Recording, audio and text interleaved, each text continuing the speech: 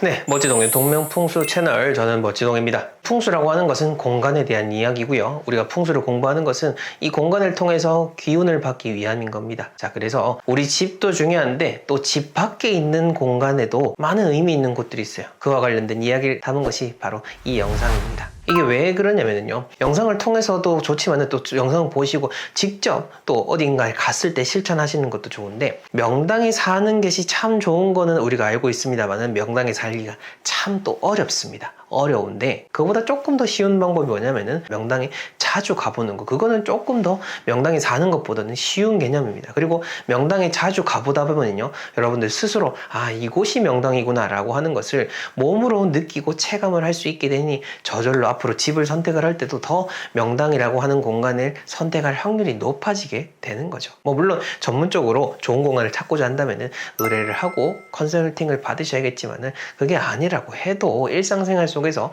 공간에 대한 그 감각을 익히기에 가장 좋은 것이 바로 명당에 가보는 것이고, 그러한 내용을 담은 것이 이 영상이니 의미 있게 끝까지 시청하시기 바랍니다. 자, 우선은 여러분들이 항상 어떤 풍수 전문가를 통해서 공간을 정할 수 있는 것이 아닙니다. 그렇다면은 나도 어느 정도는 그런 장소를 볼 줄 아는 능력 혹은 장소를 느끼는 그런 감각이 있어야겠죠. 그 시작이 바로 여러분들이 스스로 편안함을 느끼는 공간, 그것들을 찾는 일입니다. 여러분들이 주변에서 어느 식당을 가니까 뭔가 여긴 편안하게 느껴지더라, 그 식당 안에서도 어떤 자리를 가니까 불편하더라, 어떤 자리를 가니까 더 편안함을 느끼더라, 이런 것들을 하나 둘씩 실험을 하다 보면은 스스로 뭔가 어떤 기준이 생길 수가 있게 됩니다. 이게 바로 장소를 볼 줄 아는 그런 능력, 장소와 교감하는 기운을 키우는 방법 중에 하나입니다. 저 같은 경우에도 카페 하나를 가더라도 늘 가는 자리가 있고요. 또 잠시 머물다 갈 것 같으면은 일부러 다른 자리, 앉아보지 않았던 자리 혹은 제가 가기 싫어하는 자리를 또 앉아보기도 합니다.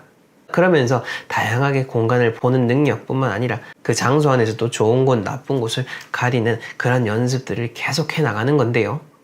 여러분들도 그렇게 내가 편안함을 느끼는 곳들 위주로 찾아가다 보면은 앞으로 거처하게 되는 집들도 편안한 곳 위주로 여러분들이 선택할 수 있는 그런 보이지 않는 기운적인 끌림이 생길 수가 있게 되는 겁니다.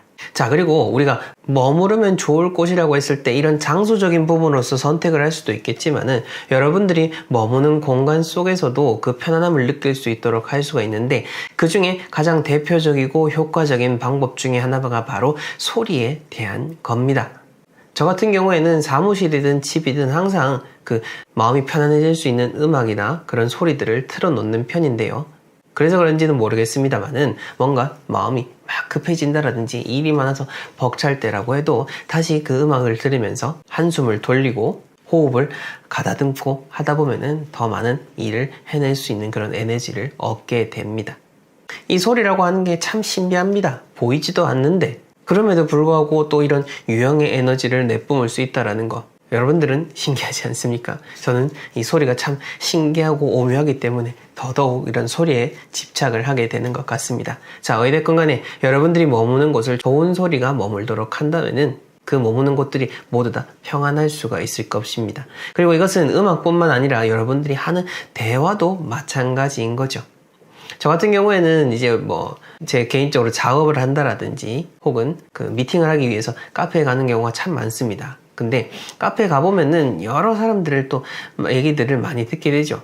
굳이 듣지 않더라도 그 사람들이 하는 이야기를 저절로 듣게 되는데, 그러다 보면은 막 이게 삼삼 모여가지고 좋은 이야기를 하는 게 아니라 욕설이 섞여가지고 막 이렇게 얘기를 하다 보면은 주변 사람들도 같이 얼굴을 찡그리고 당연히 저 역시도 불편한 마음을 느끼곤 합니다. 그러니 여러분들이 하는 말뿐만 아니라 그 누군가와 만났을 때 하는 이야기, 이 모두 다 소리의 영역인 것이니 이러한 점들을 여러분들이 잘 생각을 하시면 좋을 것 같고요. 그리고 요즘 참 휴가철이죠. 전국으로 많이 다니고 계실 거고 여러 기운이 좋은 곳들 찾아다니시는 분들도 있을 겁니다. 저희도 이제 그러다 보니까 소원명당이라든지 대동이지도 채널을 통해서 좋은 곳들을 소개시켜 드리고는 있습니다만은, 한 가지 여러분들 잘 생각을 하셔야 되는 게, 저희가 특정 사찰을 언급할 수는 없습니다. 그런데 사찰이라고 해서 절대 다 좋은 거는 아닙니다. 그 점을 잘 생각을 하셔야 됩니다. 제가 절에 다니고 있기 때문에 이렇게 당당하게 또 이야기를 드릴 수가 있는 겁니다. 특히 역사적으로도 예전에 도선국사가 있었던 시절에는 일부러 한 마을 안에서 그런 입지가 좋지 않은 위치에 사찰을 두고 그 동네에 대한 그 기운을 다스리고 또 그곳에 사람이 머물도록 하는 그런 사찰 자체가 비보의 역할을 하는 경우도 있었습니다. 자, 그런 점을 통해서 봤을 때 여러분들이 사찰이라고 해서 일단 무조건 딱 편안하게 느낄 게 아니라 사찰에 가서도 분명 편안하지 않게 느껴지는 곳이 있습니다. 근데 그게 그냥 어떤 생각과 인식에 의해서 좋게 생각이 되어지는 경우들도 있다 보니까 이 점은 잘 주의를 하셔야 되고, 특히 기운이 약해져 있거나 몸이 건강하지 않을 때 갔을 때는 여러 생각하지 못했던 그런 나쁜 일들이 일어날 수 있다라는 점, 그 점을 잘 생각을 해 보셨으면 합니다. 그리고 이렇게 머무르는 공간에서는 뭐 혼자 머물러도 참 좋지만은 만약 누군가와 간다고 한다면은 같이 좋은 사람과 가는 게 너무너무 중요한 거겠죠. 항상 좋은 사람과 같이 여행을 간다라든지 좋은 사람과 함께 이런 좋은 공간에 머무르기 위해서 노력을 하는 것은 너무너무 중요하고 참 좋은 일입니다. 특히 사람이 하나 둘 모이다 보면은 이것은 정말 비교할 수 없는 큰 힘이 생겨나는데요. 근데 문제는 이렇게 큰 힘이 생겨나는 것이 그 힘의 방향성이 좋은 쪽으로 갈지 나쁜 쪽으로 갈지는 알 수 없다라는 겁니다. 즉, 사람이 모인다라고 해서 모두 다 똑같이 좋은 생각을 하는 것은 절대 아니거든요. 달리 사이비 종교가 나타나는 것이 아니죠. 사이비 교주도 잘못한 거긴 하지만은 그 말을 맹목적으로 믿고 따르는 사람들, 그리고 비슷한 사람들끼리 모여서 계속해서 나쁜 생각을 하는 것, 그게 다 모두가 다 잘못된 것 중에 하나인 겁니다. 딱 하나 그 사람만 지목해서 나쁘다라고 할 게 아니라 우리가 현명하게 잘 생각을 해야 되는 거죠. 믿는 사람을 잘못했다라고 탓하는 것은 아니지만은 그 행동으로 인해서 원망을 어딘가에 돌릴 수 없고 누구도 책임져 주지 않기 때문에 우리가 잘 현명하게 판단을 해야 된다라는 겁니다. 그래서 뭐 여행 가기에 뭔가 속 시끄럽다라고 한다면은 차라리 그냥 혼자 떠나시는 것, 혼자 어딘가에 머무르는 것, 그게 차라리 제일 좋을 거고요.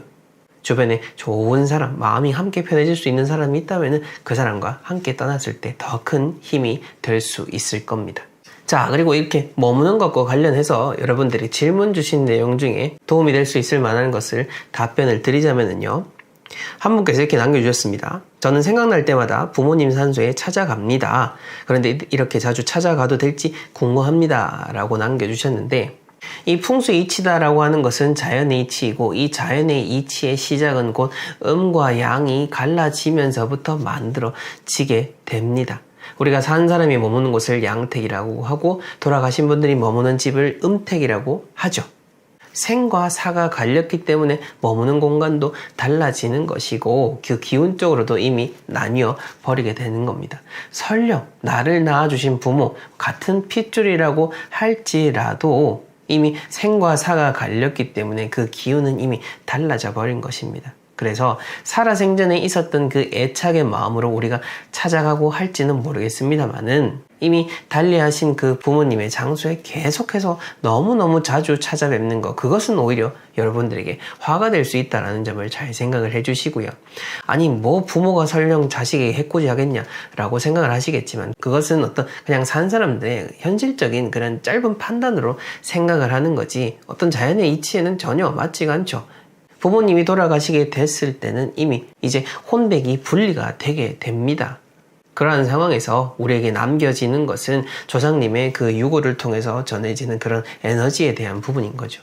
자, 그렇게 봤을 때 설령 그런 돌아가신 부모님에 대한 애착이 참 많이 간다고 해도 그분들을 생각해서라도 지금의 삶에 더 집중을 하고 내 주변에 지금 남아있는 사람들에게 더 최선을 다하는 것, 그것이 더욱더 좋은 일, 서로에게 편안할 수 있는 일이다 라는 점을 말씀드리고 싶습니다.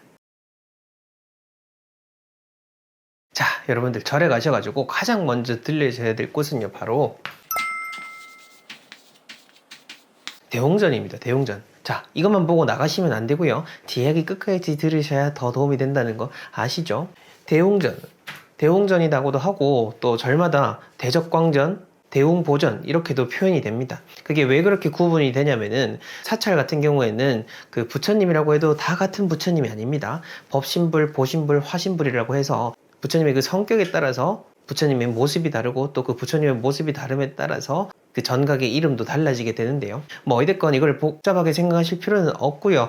보통 대웅전이라고 해서 사찰에 가면은 가장 가운데 혹은 가장 크게 되어 있는 곳이 있을 겁니다. 그곳으로 가셔가지고 여기부터 들러야 진짜 제대로 된 운을 받고 시작을 할 수가 있는 겁니다. 자, 그게 왜 그런 원리냐라고 하냐면요. 우리 고택들 많이 가보게 되면은요. 옛날 고택들은요, 일반적으로 그 자손들이 거주하는 곳 그 위에다가 조상님에게 예를 다할 수 있는 그 사당을 모셔놓고 합니다. 지형상으로도 뭐 예를 들어서 경주 양동마을에 있는 그 송첨고택을 보게 되면은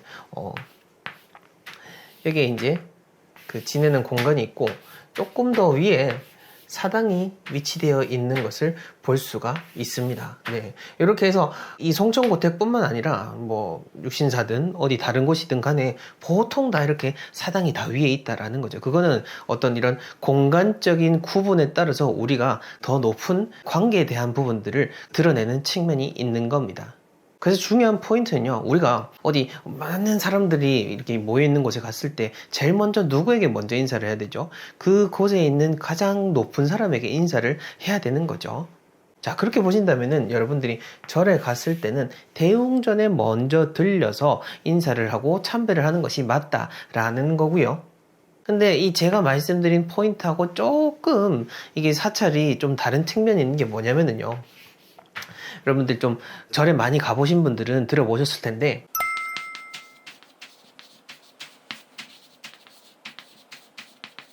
삼성각 명부전이라고 해서 어떤 그 산신을 모셔놓은 자리 혹은 이제 돌아가신 분들에게 예를 다하는 그런 그 정각을 마련해 놓은 곳을 볼 수가 있는데, 근데 보면은 우리나라 사찰들에서는 대웅전이 가장 중심에 있는 것은 맞습니다만은 대웅전보다 조금 더 옆으로 해서 혹은 위로 올라가가지고 이렇게 삼성각 명부전이 위치되어서 작게 있는 거를 흔히 볼 수가 있을 겁니다. 그러다 보니까 이제 대웅전에 갔다가 저 위에 있으니까 뭔가 더 높은 뭔가가 있는 건가 싶어가지고 이제 모르시는 분은 그 위에부터 이제 가게 되는데, 실상 그 절에 있어서는 가장 어른이 이 부처님이 앉아있는 그 대웅전 자리다라고 하는 것이고요. 이 삼성각하고 명부전은 그런 의미가 있는 거고, 또 이 삼성각하고 명부전에 대한 이런 전통적인 의미를 생각을 해보자면은 우리나라의 불교의 형태는요, 시대를 거쳐오면서 불교와 이런 민중 신앙이 같이 결합이 되는 형태가 나타나게 됩니다. 그러다 보니까 이 한 절 안에서도 부처님도 있고 산신도 있고 명부도 있고 이렇게 흘러가게 되는 거죠. 뒤죽박죽이다라고 생각을 하실 수도 있겠지만, 뒤죽박죽이다라고 하기보다는 우리의 문화가 흘러왔던 그런 민중 문화의 모습으로서 우리가 이해를 해야 되는 측면이 있는 겁니다. 이제 그러다 보니까 그 일제시대를 거쳐오면서 불교든 뭐 민중신앙이든 모든 것들을 다 어떤 미신이라는 그 텍스트 안에 집어넣었는데, 제가 예전에 한두 번 말씀을 드렸을 겁니다. 여러분들, 미신이라는 단어는요, 일제시대 때 만들어진 단어입니다. 미신이라는 단어는 원래 그 이전에 절대 없었던 단어입니다. 우리의 그런 소중한 문화유산들을 다 없애고 어떤 의미 없는 것으로 폄하시키기 위해서 만들어 놓은 것이 미신이라는 단어라는 거 제가 꼭 이야기 드리고 싶고, 자, 이 공간 말고 또 절에 가면은 어디가 있죠? 관음전, 지장전이 있게 되는데, 관음전은 여러분들 잘 아시는 것처럼 관세음보살님을 모셔놓은 곳, 지장전이라고 하면 치장보살님을 모셔놓은 곳을 우리가 지칭을 합니다. 그리고 간혹 사찰에 따라서는요, 이 대웅전보다도 관음전을 더 중시하거나 지장전을 더 중시하는 모습을 띠기도 합니다. 이제 뭐 그거는 그 사찰을 운영하시는 분의 특성이다라고 볼 수가 있는데, 근데 어찌됐건 간에 이 불교의 세계관 안에서는요, 관세음 보살이라고 하는 것, 보살이라고 하는 계급하고 이 부처님이라고 하는 계급 사이에서는 차이가 있는 겁니다. 네. 그러다 보니까 당연히 여기가 또 먼저다라는 것을 이야기 드릴 수가 있는 거고요.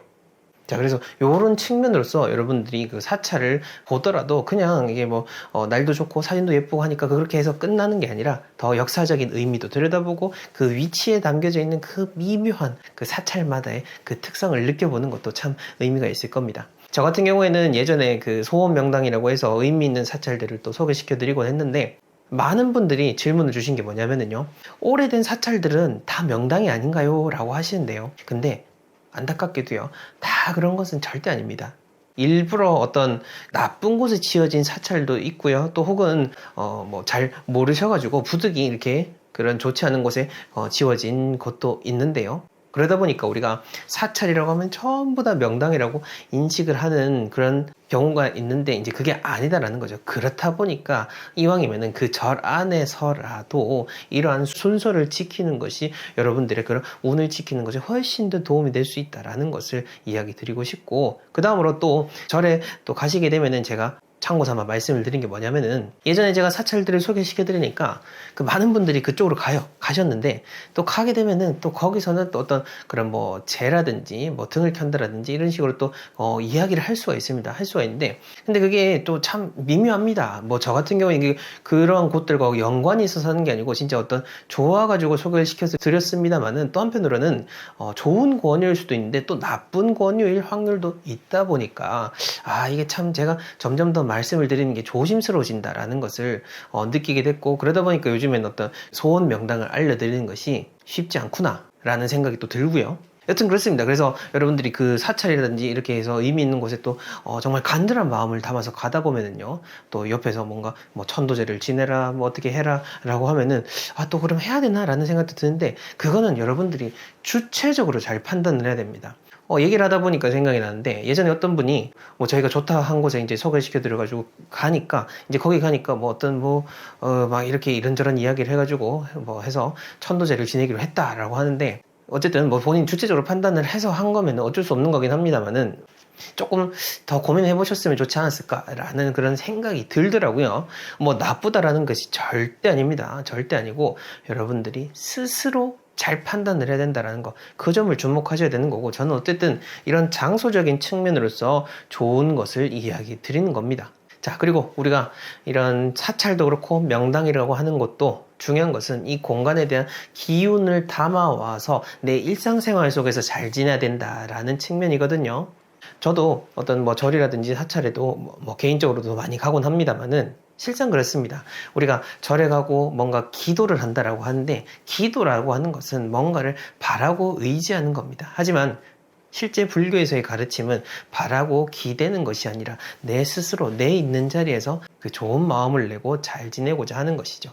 자, 그렇게 봤을 때는 제가 평소에 말씀드렸던 내가 머무는 그 집안에서 여러분들이 잘 관리하고 거기서부터 운을 만들어내야 된다라는 측면하고 맞닿아 있는 겁니다. 자, 그렇게 봤을 때 여러분들이 절에 다니시든 교회에 다니시든 성당에 다니시든 혹은 그 기타 등등을 다니시든, 여러분들이 머무는 그 자리, 머무는 그 모든 공간이 맑고 청정한 곳으로 만들도록 마음을 내고 잘 관리하는 것, 그것이 중요하다라는 것을 오늘 끝으로 말씀을 드리고 싶습니다.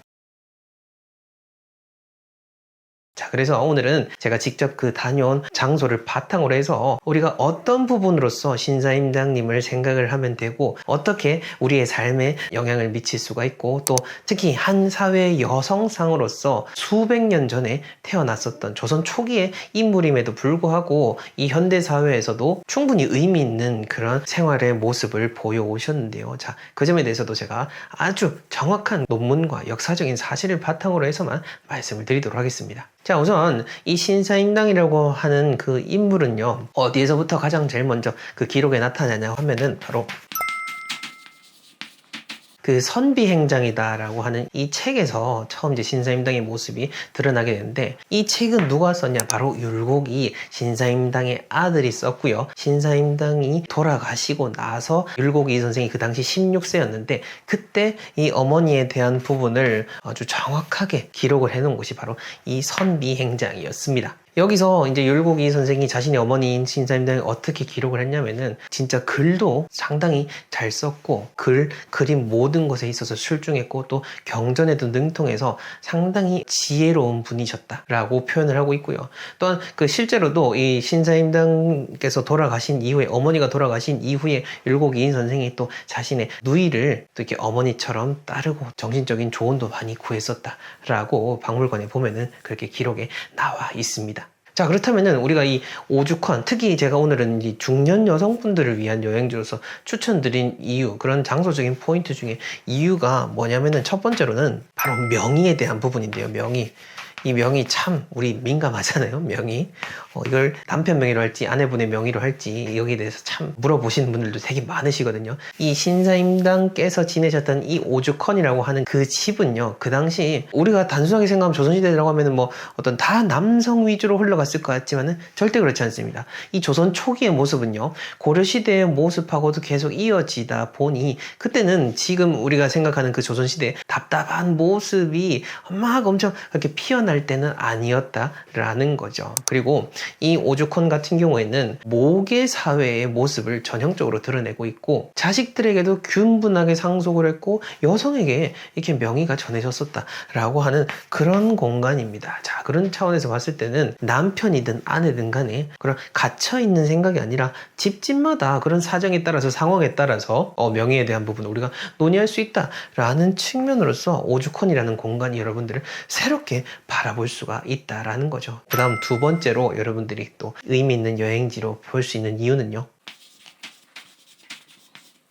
이 신사임당께서는요, 자녀에 대한 부분으로서 우리가 많이 생각을 하지만은 또 어머니이기 이전에 한 사람의 아내였죠. 그런 부인의 역할에 있어서도 아주 그런 출중한 모습을 보이셨는데요. 기록에 보게 되면은요, 그 남편이 잘못한 부분에 있어서도 아주 과감하게 그렇게 얘기를 했었다라는 부분이 나옵니다. 단순히 부창부수, 아내라고 하면은 남편은 무조건 따라야 돼, 이런 수동적인 모습이 아니라 지혜롭게 남편을 포용하면서도 또 잘못된 부분이 있으면은 따끔하게 이렇게 얘기를 하는 그런 부분이 나오고는 합니다. 자, 그러니까 오죽헌을 가서도 여러분들이 이렇게 어떤 진취적인 아내의 모습을 떠올리면서 오죽헌을 한번 딱 이렇게 또 바라보면은 뭔가 새로운 느낌이 들게 될 겁니다. 자, 그리고 굳이 제가 얘기하지 않더라도 여러분들 잘 아시겠지만 이 자녀에 대한 부분에 있어서는 이 교육관이 참 남다르고 대단한 분이셨습니다. 그 당시 이제 선비지만 양반 집안 같으면은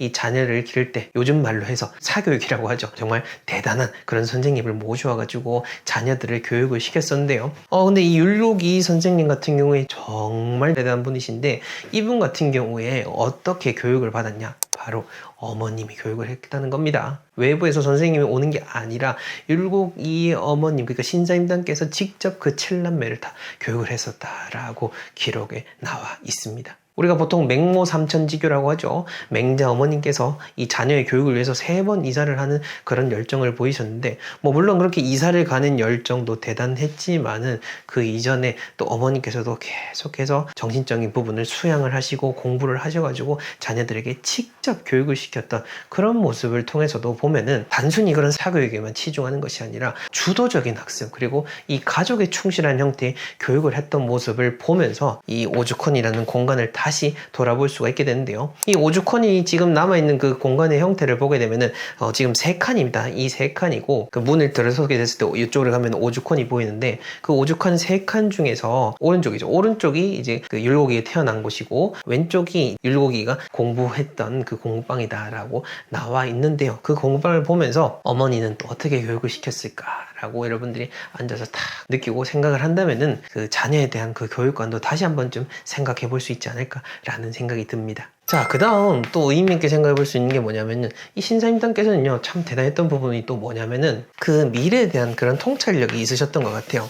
뭐 앞날을 내다본다 뭐 이런 차원이 아니라, 그 신사임당은 몸이 좀 약하셨다고 해요. 그 본인이 그렇게 애들을 낳으면서도 어찌 보면은 남편보다 먼저 죽을 수가 있겠다라는 것을 예감을 했는지 남편에게 이 7남매가 있으니까 그 자녀 교육을 생각을 해서라도 첩을 들이는 거에 대해서 잘 생각해라 라고 했는데, 그럼에도 불구하고 남편분께서는 그 당시 그 주변에 있는 그 주막에서 일하는 그 권씨와 다시 그렇게 해가지고 집에 들이게 되고 율곡이의 형제들과도 그런 다툼이 있었던 모습이 있었다라고 합니다. 네, 그런 면에서 봤을 때는 참 그 미래에 대한 통찰력도 정말 남다르고, 또 본인이 가고 나서도 이 자녀들에게 진짜 재산을 물려주고 떠먹여주는 것이 아니라 잘 살아갈 수 있는 그 가정을 만들어주기 위해서 참 진짜 어머니로서 정말 대단한 그런 통찰을 하셨던 게 아닌가라는 생각이 듭니다. 자, 그리고 그 신사임당님을 통해서, 그리고 이 오죽헌이라는 공간을 통해서 한 번 더 또 생각해 볼 수 있는 것이 뭐냐면은 바로 이 공간은요, 자녀를 교육하는 공간이기도 했지만 또 한편으로는 자기 실현에 대한 공간이기도 했다라는 겁니다. 물론 그 신사임당님이 남겨놓으신 그 수많은 그림들이 오죽헌에서 그려졌는지에 대한 부분은 명확하게 나와 있지는 않습니다만은, 그럼에도 불구하고 여러 가지 글에 대한 부분, 그림에 대한 부분으로서 원체 이름을 알리셨다라고 하는 것은 명확하기 때문에 한 사람의 아내가 되었다라고 해도 수동적인 여성의 사회였음에도 불구하고 본인의 어떤 생각과 자아 실현에 대한 부분을 게을리하지 않으셨다라는 것을 볼 수가 있는 거죠. 어쩌면은 그거야말로 진짜 참된 교육이 아니었나라는 것을 볼 수가 있는 거죠. 요즘 같으면은 사실 부모님들이 어떤 본인이 이루지 못한 그 꿈을 실현시키기 위해서 자녀에게 막 이렇게 너는 법조인이 되어야 돼, 너는 의사가 되어야 돼 이렇게 얘기하는데, 그게 아니라 특성에 맞게끔 교육을 시키고 또 그 이전에 부모가 아닌 한 사람으로서도 그런 자아 실현을 하고 뭔가 창작 활동을 하는 부분들 분명히 의미가 있었다라고 볼 수 있고, 그러한 측면에서 또 공간을 바라볼 수가 있다라는 거죠.